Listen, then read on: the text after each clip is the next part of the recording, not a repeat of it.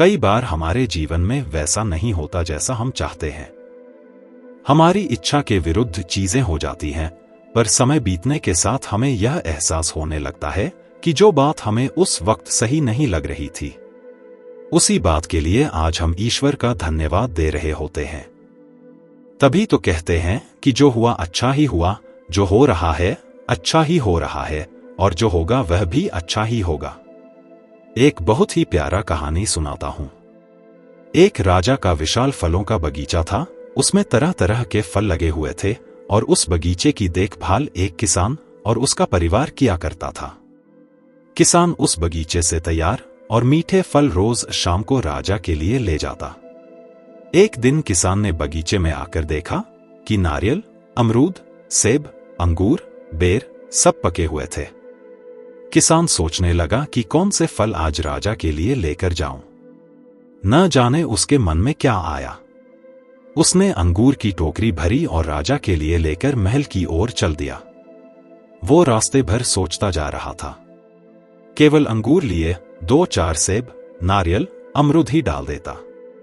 अलग अलग फल देखकर राजा कितना खुश हो जाता। सोचते सोचते वो महल के बाहर पहुंच गया। उसने अंगूर से भरा टोकरा राजा के सामने रख दिया और थोड़ी दूर जाकर बैठ गया। राजा किन्हीं दूसरे ख्यालों में खोया हुआ था, शायद किसी बात से परेशान या नाराज था।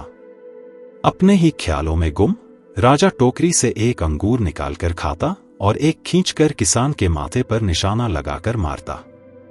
राजा द्वारा फेंका अंगूर जब किसान के माथे या शरीर पर लगता तो किसान कहता, ईश्वर बड़ा ही दयालु है।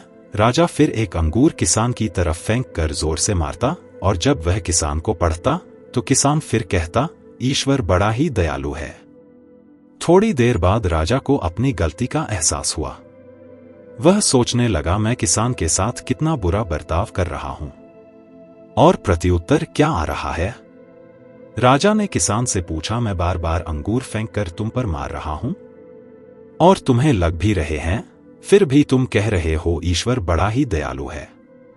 किसान ने बड़े भोलेपन से उत्तर दिया, महाराज, बागान में नारियल, सेब, अमरूद, बेर ये सब तैयार थे, पर मैं अंगूर लाया।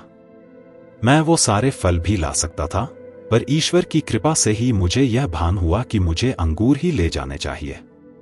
मैं ईश्वर का धन्यवाद देता हूं, क्योंकि अगर मैं दूसरे फल लाता और इसी तरह आप मुझे जोर से मारते तो मेरा क्या हाल होता। सच में महाराज, ईश्वर बड़ा ही दयालु है।